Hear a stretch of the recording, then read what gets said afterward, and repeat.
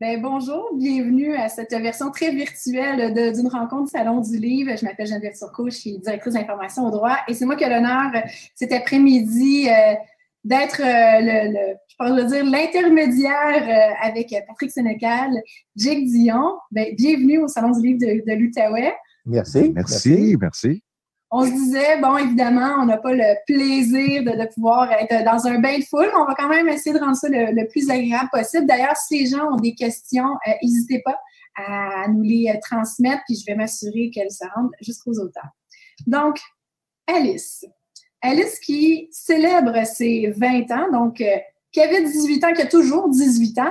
J'avoue que quand j'ai entendu parler, le projet que Alice allait devenir une BD, mon premier réflexe, avant d'apprécier la BD, je me suis replongée dans Alice, ça faisait quand même 20 ans. J'en avais un souvenir très gore, avec beaucoup de scènes de sexe, beaucoup de violence. Effectivement, ma mémoire ne m'avait pas trompée et je me suis dit, voyons comment ça va devenir une BD. Fait que peut-être, Patrick Sénécal, comment est né ce besoin-là de célébrer ses 20 ans et comment la filiation s'est faite avec l'illustration? C'est une rencontre que moi et Jake, on s'est rencontrés dans un événement où j'allais présenter le film Les 7 jours du Talion. Mm-hmm. Puis là, je parlais de ça. Et l'organisateur, c'était Francis, hein? C'est Francis qui nous a... Ouais. Francis Ouellette. Francis Ouellette. Il nous a présenté, puis qui a dit, je pense qu'il a carrément dit à Jake, il m'a dit, il fait des BD, lui, puis il fait des bonnes BD, puis lequel de tes romans ferait une bonne BD, tu sais? Puis là, je regardais Jake, puis c'est pas fou ça comme idée, ça pourrait être intéressant. Puis là, peut-être même moi, me joue des tours, Jake, tu corrigeras, je me trompe, mais j'ai fait Alice, ça ferait une bonne BD. Alice, ça pourrait être cool. Et là, tu sais, quelqu'un me demande ça, puis tu fais, bon. Ben là, Jake, tu sais, j'ai vu ses dessins, puis là, j'étais là, OK, il y a peut-être quelque chose à faire, là. Il y a peut-être un univers qui peut marcher tous les deux. Là, on a été il s'est passé des années, il s'est passé plein de choses chacun de notre bord qui a fait que la vie fait des fois que des projets se dispersent. Puis bon, il arrive des choses dans la vie qui fait que là, il faut mettre ça sur la glace. Puis il y a une couple d'années, j'ai vu Jake dans un salon du livre, il venait pour un autre projet complètement. Fait qu'on on a pris un verre ensemble, on avait du fun. Puis genre 6 mois après, je l'ai appelé pour qu'il fasse les couvertures de mes romans, les pages couvertures, parce que j'étais un peu tanné de ce que j'avais. Puis là, de fil en aiguille, Jake, le projet de BD, là, qu'on a parlé il y a 5 ans, là, ça parle ça encore. Là, il était super content parce qu'il m'a dit après qu'il osait pas trop, il se demandait si c'était mort ou pas, puis si j'étais un peu en maudit que ça allait tomber à l'eau, mais tu sais, c'était pas de sa faute, là, il est arrivé plein d'affaires. Il dit, oui, j'aimerais ça certain. Fait que, puis là, c'est lui qui a dit, on se donne 2 ans, il faut trouver tu sais, 2 ans, là, puis on le fait, là, sinon, on le fera jamais, là. Tu sais, il faut se donner en fait, il se donnait à lui surtout une discipline, parce que moi, j'ai fait le scénario, mais je partais d'un roman que j'avais écrit, et moi, j'ai peut-être fait le scénario en 1 mois et demi, quelque chose de même, avant que ça soit pas mal seté, là. Oui, parce que il y avait 2 ans de travail devant lui, là. Oui. Fait que, c'est une brique de 520 pages. On s'entend que ça ne pouvait pas rentrer nécessairement sur 20 planches. Donc, il y a eu ce travail de scénarisation. Mais justement, peut-être nous parler, Jack, comment ça s'est passé, ça? Parce que est-ce qu'il vous a offert d'un bloc une adaptation ou comme il y a eu de l'échange, ce processus-là, c'était comment? Ça s'est super bien passé parce que Patrick, il est comme... tu m'as comme donné une liberté là-dedans, c'est-à-dire que oui, tu m'as livré parce que comme tu as dit, le roman, il est 500 pages, tu m'as livré un script de au moins 160 pages. Fait que, trop long. Mais il y avait beaucoup de trucs qui avaient déjà été coupés. Mais après ça, c'était de travailler l'adaptation ensemble. Puis tu sais, Patrick, tu as écrit des scripts pour le cinéma, mais pour la BD, c'est pas exactement pareil. Ça ressemble beaucoup, dans le sens que oui, c'est des descriptions de lieux, des dialogues, etc. Mais tu sais, quand il fallait couper, un moment donné, je me rappelle, tu m'avais envoyé une nouvelle version, puis tu avais enlevé des bouts de phrases. Sauf que si la phrase, même s'il manque 4 mots, la bulle est là quand même. La case est là, ta bulle est là. La case est là, donc ça fait qu'il y a eu un gros travail de back and forth, puis ça, c'était comme une belle journée quand que j'ai dit à Patrick, ouais, là, j'ai coupé pas mal. Là. J'ai coupé au moins une 60aine de pages dans le script. T'sais. Puis finalement, quand tu l'as lu, Patrick, tu m'avais dit que tu avais coupé pas mal, mais finalement, tu n'as pas coupé grand-chose. Fait que ça, là, c'était juste comme enlever un dialogue ici, enlever une scène là, juste pour c'est comme faire du montage pour un film quand t'enlèves des 10 secondes, des 5 secondes, des 30 secondes. Fait que ça a été un gros travail d'adaptation pour moi, mais en même temps, j'ai trouvé ça super le fun. Puis j'aurais pas pu me permettre ça si Patrick me faisait pas confiance. Tu me l'as dit une couple de fois, un moment donné, t'as fait là, c'est ta BD. Oui, c'est moi qui ai écrit le roman, puis oui, je veux participer au processus, mais c'est toi le réalisateur. Oui, c'est ça. Parce que Jake, à un moment donné, j'ai envoyé 2-3 versions, puis à un moment donné, je coupais à chaque fois, mais il disait, ça va être encore trop long, Patrick, je le sais, là. Il connaît ça plus que moi, la BD, il voyait, là. Puis d'ailleurs, il a fait bien plus de pages qu'il avait prévu au départ, là. Mais il a dit, à un moment donné, il m'a dit, écoute, tu me fais-tu, laisse-moi passer à travers, laisse-moi te proposer une version que je vais couper des affaires. Ben, je dis, OK, go. Et quand il me l'a renvoyé, la fameuse journée dont tu parles, au lieu de lire sa version, parce que là, il faisait c'était comme un découpage, hein, des dessins, des esquisses, tout ça. Au lieu de regarder ce qu'il a fait et de comparer avec mon dernier scénario, j'ai fait, moi, je vais juste le lire, là, ce qu'il m'a envoyé. Et si je me rends compte de rien, si je me rends pas compte qu'il manque quelque chose, ben, c'est parce que ce qu'il a coupé, c'était coupable. Parce que c'était, comprends-tu? C'est que 2-3 affaires, il fait, ah, là, il manque une information. C'était des détails, là. Fait que même aujourd'hui, je ne peux pas te dire ce qu'il a coupé parce que ça ne manquait pas. C'était. Le but, c'est pas d'être orgueilleux et de dire il m'a coupé telle phrase. Le but, c'est ça marche-tu? Ça marche-tu? Puis ça marchait. Fait que, ces dessins font partie de ce dialogue-là. Oui, on reconnaît les mots de Patrick Sénécal, mais il y a cet appui visuel-là qui raconte autant, sinon plus, dans certaines scènes où on n'a pas besoin de tout dire parce qu'on est en dessin. Exactement. Justement, cette adaptation-là, parce que bon, vous l'avez déjà vécu au théâtre, vous l'avez vécu au cinéma, mais là, la BD, c'était un nouvel univers. Où est-ce que, je veux qu'on revienne tantôt à la campagne de socio-financement, mais quand même, la BD, contrairement au cinéma, il n'y a pas vraiment de limite. On n'est pas limité par des jours de tournage, on n'est pas limité par plein d'impératifs liés à faire ce travail-là. Mais vous avez donné comme matière première quelque chose qui était tellement foisonnant, il a quand même fallu faire des choix. Donc, comment ça aussi, c'était un principe de carte blanche ou vous en avez discuté ensemble? Alors, on a discuté, mais Jake, il a proposé, il dit, je pense il y a un personnage qu'il faudrait qu'il soit beaucoup moins important. Et je pense qu'on n'aura pas le choix à un moment donné d'enlever de l'importance à un personnage pour arriver à une BD de moins de 300 pages. Puis il a proposé Andromaque. Puis quand il a proposé ça m'a brisé le cœur. Il aurait dit n'importe qui, ça m'aurait brisé le cœur, évidemment. Je fais, non, pas Andromaque, Jake, t'es pas sérieux. Mais il dit, écoute, Patrick, c'est elle qui participe quand même le moins à l'évolution d'Alice. Il ne dit pas de l'enlever complètement, mais la quête d'Andromaque, sa quête personnelle avec son enfant, le fait qu'elle est une ancienne reine, puis qu'elle voudrait le redevenir, puis qu'elle va même jusqu'à tuer son bébé pour ça. Bon, c'est intéressant, mais il dit, on n'a pas besoin de ça pour Alice elle-même. Fait qu'il dit, on va la garder, elle est là, mais elle va être en background. Puis il avait raison. Kill your darling. Oui, exactement. Puis n'importe quel autre personnage, ça aurait été pire, je pense. Ça aurait été plus... les conséquences auraient été pires. Puis en coupant Andromaque, on a coupé par la force des choses un peu Chess, parce que Chess, dans le roman, il y avait un long dialogue où il expliquait tout le background du quartier. Puis ça prenait 10 pages dans BD. Fait que déjà, ça, on a coupé aussi par la force des choses avec tout le backstory que Chess nous a raconté. Fait qu'il y a eu raison. Ça a été... c'est ça qu'on a... Bon, puis après ça, il y a des petites choses à gauche, à droite, évidemment. Mais sinon, tous les événements importants sont là. Il n'y a pas grand-chose que on reconnaît le roman clairement. Puis quelqu'un qui n'a pas lu le roman peut très bien comprendre ce qui se passe sans problème. Là. Puis même ceux qui sont capables de pointer, tu sais, vraiment genre, il manque ça, il manque ça, il manque ça, c'est des méga fans qui l'ont lu souvent. Ouais, là, c'est ça. C'est même des gens qui l'ont lu, mettons, 1 ou 2 fois, ils vont lire la BD, ils vont faire ben oui, c'était pas mal ça. T'sais.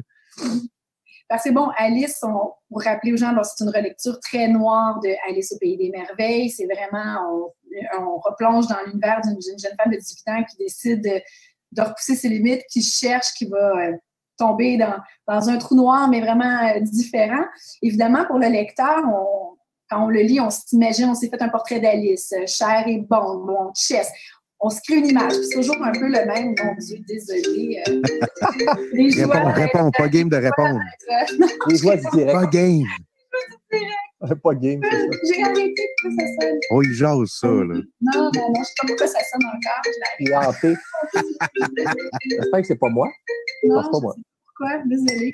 J'espère que ça va. Il n'y a pas de trouble. Jette-le par la fenêtre. Alors, c'est le joke. Bref, le même risque quand on adapte une œuvre au cinéma. Bon, c'est sûr qu'il y a toujours des gens qui disent ben, c'est pas comme ça, je l'avais imaginé, puis tout ça. Est-ce que vous avez donné des indications pour les dessins, comme la fameuse Dame Rouge ou Alice? Comment ça s'est passé, ça? Ben, j'ai dit à Jake, propose-moi des trucs. Tu sais, on a parlé des personnages avant, mais moi, physiquement, j'avais le goût de voir qu'est-ce qu'il proposait. Puis 90% des personnages qu'il m'a proposés, du premier coup, je trouvais que ça marchait. Il y en a un qu'on a travaillé plus, c'est la Reine Rouge, justement. La Reine Rouge, il m'a envoyé quelque chose. Je dis, pas sûr. Il m'a dit, pas sûr. Puis là, on a vraiment jasé autour de la Reine Rouge. Tu sais, j'essaie de faire comprendre que elle a quelque chose de très sexy, de très désirable, mais en même temps, elle est cheap. En même temps, elle n'a pas de classe. Faut pas qu'elle ait l'air d'un mannequin. Faut pas qu'elle ait l'air d'une porn star. C'est pas ça l'idée, là. C'était pas évident de trouver cet équilibre-là. Puis, il m'a proposé quelque chose que j'avais pas imaginé, mais qui marche au bout. Fait que ce personnage-là, il a travaillé fort. Les autres, ce qu'il me proposait, je pense que Charles a donné que j'ai fait une petite indication, mais sinon, c'était... je trouvais que ça marchait très bien. Parce qu'ils ne sont pas décrits physiquement tant que ça, là, à part la Reine Rouge, justement. Il y a pas de... Chair et bone, on sait qu'ils ont une espèce d'allure, mais je ne vois pas beaucoup dans les descriptions physiques, là, la forme du nez, puis ci, puis ça. Puis je ne suis pas sauf exception, un peu comme la Reine Rouge. Puis même là, à part ses cheveux blonds tout croche, je reste un peu là. Fait que donc, ça laisse de la latitude à Jake pour ça. Puis on a commencé par ça, en fait. Il m'a envoyé une galerie de personnages. Là. Ouais, c'était la première étape. Puis j'étais comme bien content parce que justement, quand il n'y a pas de description, ben des fois, tu sais, ça peut aller autant d'un bord que de l'autre. Puis moi, Alice, je la voyais vraiment comme ça, tu sais. Mais Patrick aurait pu me dire, ben non, tu sais, c'est une fille, elle est grande, elle a les cheveux longs, blonds, tu sais, whatever. Puis là, ça aurait tout de suite déstabilisé mon truc parce que elle est dans pratiquement toutes les pages, là. Tu sais, si c'était une actrice, ça serait dans toutes les scènes, là. Puis pour la reine, ben, c'était juste drôle parce que moi, j'ai jamais, tu sais, Patrick me l'avait décrit comme quelqu'un qui a du sex appeal, mais qui n'est pas nécessairement beau. Puis, tu sais, on sait ce que ça veut dire. On en connaît des personnes comme ça que c'est pas des mannequins, mais ils dégagent une sensualité, une sexualité. Puis, c'est pas évident, ça, à faire parce que souvent, dans la réalité, dans les gens qu'on connaît, c'est par vraiment leur charisme, puis leur gestuelle, puis leur voix. Tu sais. Tandis qu'en dessin, ben, tu as juste une image pour donner ce feeling-là. Puis, ben là, je te mets en the spot. Geneviève, est-ce que tu as lu la BD? Oui, tout à fait. Est-ce que tu as trouvé qu'elle dégageait un sex appeal sans être trop belle? Oui, moi, je dois avouer, j'ai triché parce que quand j'ai relu le roman et j'ai lu la BD, mais j'ai été voir certaines scènes. J'étais trop curieuse. Je suis sûre que je ne suis pas la seule qui a fait ça, mais j'ai tout de suite été voir de quoi qu'elle avait l'air, la reine. J'avais cette curiosité-là parce que vu que là, la lecture du roman était très, très frais dans mon esprit, la rencontre avec Véru, il y avait vraiment des moments précis que j'ai triché parce que de toute façon, aussi l'histoire, je voulais voir les planches, je voulais voir comment vous aviez réussi à traduire ça. Puis après tu dois pas être la seule qui a fait ça. Non, puis surtout, non, c'est pour ça que j'avais envie qu'on parle de ces personnages-là parce que c'est une curiosité, un peu comme quand je disais tout à l'heure, quand on adapte un roman au cinéma, ben quand on voit les premières images ou la bande-annonce ou l'affiche, on fait « Ah là, il ressemble-tu, il ressemble pas? » Moi, j'ai voulu aller voir ça, puis justement, parce que vu qu'on parle de ça, il y a des scènes très difficiles, je veux dire, Cher et Bond, c'est pas les personnages les plus tendres quand on veut pas tomber dans leurs mains. Il y a la violence, les scènes de sexualité, comment on approche ça sans tomber non plus dans l'extrême? C'est quoi le processus derrière ça? Vas-y, Jake, ça te concerne pas mal, ça. OK. Ben, le pire, c'est qu'encore là, ça, c'est un cadeau que Patrick et moi, on voyait ça exactement de la même manière dès le départ, parce qu'il y avait un danger. Les deux, on voulait que ce soit sans aucune censure pour public mature. Donc, on voulait pas, tone down l'histoire pour que ça plaise à tout le monde, évidemment. Pas pour laisser traîner sur la table à café du salon si on a des jeunes enfants. C'est ça. Sauf que le danger qu'il y a là-dedans, c'est d'aller dans l'exploitation puis l'excès juste parce qu'on peut. T'sais. Puis les deux, ça, là, je pense que c'est un de nos premiers meetings. Là, on s'était comme entendu sur OK, c'est pour public mature, ça va être aucune censure, sexualité, violence, mais est où notre ligne? T'sais? Puis notre ligne était morale. T'sais? Puis moi, ma ligne que je me suis faite, c'était surtout dans la sexualité, Puis c'est quand que c'est de la sexualité, je dis entre guillemets, mais positive, là, je me permets de tout montrer. Aussitôt qu'on est dans la violence sexuelle, je trouvais que c'était plus important de le suggérer, puis que qu'il n'y ait pas un regard sexuel à travers ça, ce qu'on appelle le male gaze. Ouais, exact. Ça, je voulais vraiment pas parce que ça m'est arrivé une couple de fois, dans des films ou dans des jeux vidéo, quelque chose qui est supposé être horrible, mais c'est présenté d'une manière sexy. Puis je trouve tellement que ça sonne tellement faux, ça me fait débarquer un raid. Fait que c'est ça qu'on voulait éviter avec Alice. Puis à date, les commentaires qu'on a eus, c'était positif à ce sujet-là. Là. Ça a bien fonctionné, je pense. C'est Jay qui m'a dit, une des premières réunions qu'on a eues, il dit, ça serait facile, là, on pourrait la sacrer tout nu, Alice, à partir de la page 12. Là, puis, puis on la voit tout nu presque tout le long. Là. Mais il dit, moi, j'ai pas envie de ça. Puis j'ai fait, bravo, t'as raison, faut pas, c'est pas ça le but. Il y a une gradation là-dedans aussi. Là, Alice s'enfonce de plus en plus dans la noirceur, même si ça s'enfonce. Donc, elle est de plus en plus dénudée aussi, symboliquement, puis elle va l'être physiquement. C'est comme quand elle devient danseuse, il faut que ce soit une des premières fois qu'elle se révèle comme ça, même dans BD. Là, elle a couché avec un gars ou deux avant, mais Jake a dessiné ça assez... c'est pas très détaillé comparé à la partouze plus loin, que là, ben oui, parce que là, on est rendu là dans l'histoire, ça explose. Fait que, tu sais, Jake, ça serait facile là, de mettre du sang puis de la sexualité là, quasiment au début, là, mais il dit... Soyons stratégiques là-dedans, faisons ça intelligemment.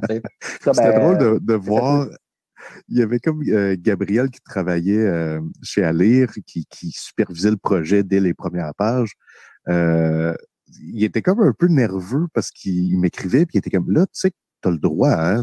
On s'était dit qu'on y allait, là. Fait que tu peux en mettre de la sexualité, puis j'étais comme non, c'est ça. Au début, c'est ça. C'est l'idée d'un striptease. Puis un striptease, c'est rien sauf un build-up. Mm-hmm. Si t'as pas cette montée de tension-là, c'est pas excitant, tu sais. Fait que c'est un peu le même concept pour de la BD. Puis de la BD, ça bouge pas, hein. C'est dans l'imaginaire que ça se passe. Il faut vraiment que tu build up bien tes affaires parce que si tu donnes tout cru, que ce soit au niveau de la sexualité, mais même juste de la violence aussi, ben ça n'a pas le même effet, tu sais, ça tombe à plat, excusez, à plat. Les premières scènes vraiment élevées, là, c'est dans le party du verru, tu sais. Puis dans le roman, c'était ça aussi, là. Quand tu arrives là, tu fais « Wow! OK, il se passe quelque chose, là. » Puis c'est exactement la même affaire dans la BD, là. T'sais, avant ça, on disait « OK, c'est un peu rock'n'roll, c'est le party, c'est le fun, on voit des bouts de fesses, des bouts de seins, des affaires, un peu de dope. » Là, tu arrives au party de verru, puis wow, qu'est-ce qui se passe? Puis c'est ça, là. C'est là qu'il fallait. Si on avait montré avant plein de signes de nudité puis de sexe, ben le party de verru, ça aurait fait un peu. Ça aurait un peu. Ça aurait damné un peu. Oui, il faut respecter ce build-up-là, doit respecter le même build-up du roman. Puis en même temps, ce produit-là, cette BD-là, comme on disait, elle est indépendante du roman. La lecture du roman n'est pas un préalable pour apprécier la BD. Probablement que la BD, par contre, va peut-être amener des gens vers le roman aussi. Mais ils sont autoportants, là. Donc, il fallait quand même respecter cette courbe narrative-là que vous aviez installée là, dans le roman. J'avais envie qu'on revienne, pareil, quand vous avez décidé, vous l'avez dit tout à l'heure, il y a eu un 2 ans pratiquement à temps plein qui a été consacré à ça. Tout d'abord, vous avez lancé une campagne de soutien-financement pour ce projet-là. Peut-être nous expliquer un peu comment ça s'était passé. Encore là, c'est que moi, je savais que si... Tu sais, moi, je suis illustrateur professionnel, je fais de la BD, c'est ça mon gagne-pain. Fait que je savais que si je passais 2 ans à temps plein sur Alice, c'était possible. Si je faisais ça en sideline, là, on serait ramassé dans 10 ans, la BD serait même pas encore sortie. Donc, normalement, pour un éditeur, c'est qu'il va te donner une petite avance pour que tu travailles, puis après ça, tu as un pourcentage sur les ventes du livre. Mais là, c'était tellement gros. Puis avec le marché qu'on a au Québec, c'était bien difficile pour un éditeur de faire comme temps. V'là 2 ans de salaire, je te donne ça. Puis on savait pas si la BD allait vendre non plus. Là, donc, ça a été un peu la suite logique de faire OK, par le socio-financement, puis ça s'est super bien passé. On a dépassé notre objectif. Puis ça m'a permis de travailler 2 ans juste sur ça. Voilà. Ouais. Ça, c'était incroyable parce que j'avais quand même pas prévu l'adaptation du scénario, que ça allait être aussi long pour moi. Tu sais. Fait que, vu que c'est un sociofinancement, ben, t'as une date de livraison. Là. Tu peux pas dire, ah, ça me prend 2 ans, mais ça va sortir dans 4 ans. Tu sais. Les gens l'attendent, les gens ont déjà payé. C'est comme des précommandes, dans le fond. Fait que là, on avait pris comme 4 mois là, que j'avais comme pas prévu. Fait que là, j'étais comme devant un problème, genre, OK, là, dans le fond, j'ai plus 2 ans pour la faire. J'ai, tu sais, X nombre de mois. Fait que j'ai décidé de la faire à l'aquarelle, sur papier, parce que toutes mes autres bandes dessinées étaient faites à l'ordi uniquement. Puis, bizarrement, on pourrait pas penser ça, parce qu'à l'ordi, tu sais, évidemment, tu peux enlever un trait, tu peux refaire tu sais, plein de trucs, mais on peut aussi se perdre là-dedans. Fait que ça peut être plus long à cause que, tu sais, on zoome sur un détail. Finalement, des trucs à l'impression, ça paraîtra même pas, mais quand on travaille, on est comme dedans. T'sais. Fait que j'ai décidé de faire toutes les pages à l'aquarelle. Puis là, j'y pense jamais parce qu'on est en vidéo, mais je devrais le faire. J'ai comme une pile de pages qui sont toutes sales. Évidemment, c'était voulu, là. Ils sont toutes sales. Tu sais, je donnais des coups d'aquarelle là-dedans, puis des coulisses d'encre. Et, Ah, Pat, il y en a une. Moi, j'en ai une couple de pages originales. Puis il y en avait, bon, aussi. Ah, c'est toi qui l'as, celle-là. Ouais, c'est moi qui l'ai, je l'avais tellement. Puis en arrière, il y a des taches. Là, oui, c'est ça. Des fois, même, il y a un visage en arrière parce que je me pratiquais en me levant le matin. Ah, mais là, je suis content de le voir parce qu'il y a quelqu'un qui voulait m'acheter. Parce que c'est tout, c'est extraordinaire. C'est la première fois que je fais. Ces deux-là. Ouais. Oui, il a vendu des planches originales. Ben oui, puis avant, c'était pas possible. Il y a plein de gens qui étaient comme, je peux-tu t'acheter une planche? Mais je suis comme, c'est des 0 puis des 1 dans un disque dur. T'sais. Mais là, tu peux acheter l'original. Puis il y a quelqu'un qui m'a demandé ces 2 planches-là. Puis j'étais comme, ouais, je les ai-tu vendues? Ah non, je les ai données. On les a trouvées. C'est moi qui les avais, Jake. Mais c'est quand même intéressant parce que c'est vrai que pour le commun des mortels, entendre que ça allait plus vite en les faisant à la main, à l'aquarelle versus l'ordinateur, c'est sûr que dans mes oreilles à moi, ça sonne pas plus rapide.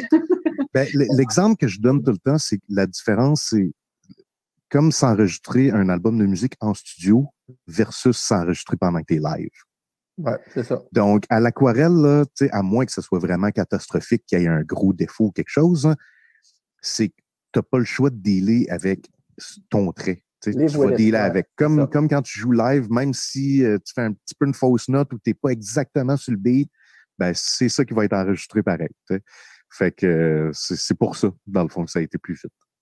Mais justement, le fait d'avoir eu, tu sais, je comprends que le sociofinancement a donné peut-être une pression sur cet échantillon-là, mais en même temps, savoir qu'il y avait cet intérêt-là, quand même, ça vous donnait un peu l'occasion de tâter l'eau aussi, de voir la réponse des gens qui avaient envie aussi de découvrir l'univers d'Alice, mais en version BD. Ça doit être un peu rassurant aussi, en tout cas encourageant du moins, j'imagine, dans un processus comme ça.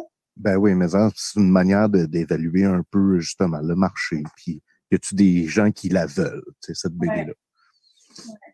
Est-ce que ça pourrait donner envie de refaire ce processus-là pour un autre projet, de lancer une invitation? Tu parles de nous deux ou tu parles de... De vous deux, en général, chacun de votre côté, mais d'avoir cette idée-là de dire, ben, d'aller chercher l'appui des fans pour lancer un projet comme ça?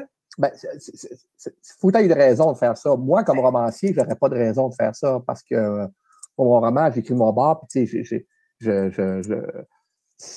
j'ai mon éditeur qui me donne une avance avant que, pendant que je vends mon roman de cette année, je suis en train d'écrire mon autre. Il n'y aurait pas de raison que je demande un socio-financement. Alors qu'une bande dessinée, j'imagine que, tu vois, Jake a expliqué pourquoi. Puis on l'a expliqué aussi quand on fait le socio-financement aux gens. On a fait une vidéo pour expliquer aux gens pourquoi on faisait ça. Parce qu'il y a des gens au début qui ont fait, mais là, côté Sonical, tu as besoin d'argent, ça se peut pas. Non, c'est pas ça l'idée, là. Fait qu'il fallait expliquer c'était quoi le principe derrière. Alors, moi, j'aurais pas besoin d'utiliser ça, mais en BD, c'est peut-être quelque chose qui peut se faire régulièrement. J'ai aucune idée, là. C'est Jake qui peut répondre à ça. Oui, ben, c'est sûr qu'il y a un aspect qu'on sous-estime souvent du sociofinancement, puis c'est tout le côté de la gestion de l'affaire. Puis ça, c'est grâce à mes éditeurs que j'ai été capable, parce que moi, en tant qu'artiste, j'aurais jamais été capable de gérer ça. C'est beaucoup de précommandes, beaucoup de petits détails aussi, parce qu'évidemment, les gens font pas juste acheter les précommandes, mais il y a ce qu'on appelle des perks. Après ça, il y a des gens qui changent d'adresse, qui déménagent. Il y a des gens qui veulent telle affaire. Puis ça, c'est la gang de Front-Froid qui ont tout géré ça. Puis pour vrai, ils étaient extraordinaires. Ils ont ajouté des bonus, des petits cadeaux. Fait que tu sais, ça, c'est pour des gens qui écoutent, là, qui font que moi, je suis intéressé à c'est pas si simple. C'est pas si simple. Ça vous prend une équipe. Ça vous prend une équipe parce que tout seul, c'est dur. C'est dur à gérer. C'est le plaisir que vous avez eu à travailler ensemble sur ce projet-là est vraiment évident. Là. Même si on n'est pas ensemble, ça traverse les caméras. Est-ce qu'un autre projet, un autre travail d'équipe pourrait un jour voir... Jamais. Non, c'est pas vrai. Tu sais, on nous demande ça souvent, puis... c'est ça, on est curieux. Hein? Oui, puis on est flatté de ça, mais c'est juste... Puis on se dit, peut-être, pourquoi pas, mais on peut pas... Tu sais, là, en ce moment, le projet vit, là. Alice est en train de vivre. Jake a ses projets, moi, j'ai mes projets. Tu sais, on n'est pas contre l'idée du tout, mais il va falloir que l'idée arrive. On va pas s'asseoir toujours et dire, hey, let's go, là, faut trouver un autre projet, là. C'est pas comme ça, hein, Jake, je pense qu'on est d'accord là-dessus. C'est pas comme ça que ça va marcher. On a souvent parlé d'adapter les Kalinours ensemble. Ça s'en vient. Version dark. Tu sais, peut-être qu'à un moment donné, on va prendre une bière ensemble ou on va avoir un flash, on va l'appeler, on va dire, hey, Jake, je viens d'avoir une idée, on pourrait peut-être faire ce roman-là parce que là, j'ai le temps, ça me tente, ou c'est lui qui va faire la même chose, ou on va. Puis ça arrivera peut-être pas, mais on le sait pas, mais on n'est pas contre l'idée du tout, là. Je veux dire, on sait qu'on est capable de travailler ensemble, on sait qu'on s'entend bien, on sait qu'on a du fun tous les deux. Fait que c'est loin d'être impossible, mais on veut pas prévoir ça, là. On n'est pas en ce moment à l'étape de dire c'est quoi notre prochain projet. Là, on laisse vivre celui-là, puis on fait nos autres projets en parallèle pendant ce temps-là. Puis, tu sais, une autre affaire aussi à laquelle on a pensé, c'est que, tu sais, Alice, c'est pas juste n'importe quel roman. Tu sais, c'est le roman que les gens ont le plus lu. C'est Patrick, je pense, c'est un de tes romans qui est le plus vendu. Tu sais, il y a comme 3 générations de personnes qui se sont passées ce roman-là, tu sais. Fait que, mettons qu'on en adapte un autre demain matin, on le sait que ça sera pas aussi gros que Alice, tu sais. Fait qu'il y a quelque chose là-dedans qui est comme... qui s'enlève un peu quelque chose de spécial à Alice. C'est ça, il faut que la raison, ce soit pourquoi adapter un autre roman, là. Il faudrait qu'il y ait une bonne raison, là. Comme, mettons, je vais prendre un roman que je suis sûr que ça n'aurait aucun intérêt. Le Vide. Pour moi, Le Vide, il n'y a aucun intérêt à mettre ça en bande dessinée. 1, ça serait beaucoup trop long.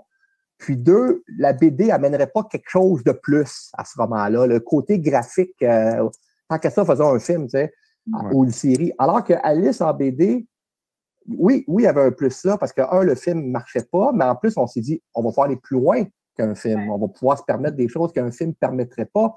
Puis l'histoire d'Alice est tellement éclatée que l'éclatement de la BD elle-même participe à ça. Tu sais, Jake s'est amusé avec les dispositions de cases, les pages qui sont très éclatées, c'est pas des bandes 3 cases. Alors que Le Vide, mettons, je prends Le Vide comme exemple, mais je peux en prendre d'autres, ça n'a aucun intérêt de mettre ça. Alors, il faut qu'il y ait une raison. Ouais. Si on adapte un autre de mes romans, c'est parce qu'on pense que ça va amener quelque chose d'autre que le roman n'a pas. Sinon, pourquoi? Là, justement, dans les commentaires, une spectatrice qui dit qu'elle avait lu évidemment le roman par le passé, puis que la lecture de la BD lui a vraiment donné le goût de relire le roman. Ce qu'on disait tantôt, que probablement ça va générer du trafic entre les deux œuvres. Donc, de toute façon, on disait ça, bon, pour l'instant, il n'y a peut-être pas un autre projet, mais on va laisser cette vie-là, cette BD-là, avoir sa vie. Ça l'a passé tellement vite. Merci beaucoup de votre générosité d'avoir été là avec nous. C'était vraiment super agréable. Puis je vous souhaite une bonne fin de salon virtuel. Normalement, je vous lâcherai lousse pour aller répondre aux questions des gens, mais... Ben oui, c'est ça qu'on ferait. Puis on irait signer les livres. Puis... Normalement, ce qu'on dirait sur le stage, c'est genre, bon, ben là, rejoignez-nous à 9h au bar karaoké à telle place, on va être là. Pat, il va chanter Creep de Radiohead, puis moi, je vais chanter du Johnny Cash. Oh mon Dieu, que j'ai hâte. Ça va arriver. Merci beaucoup, puis passez une belle fin de journée. Merci tout le monde. À toi. Merci. Bye-bye. Bye.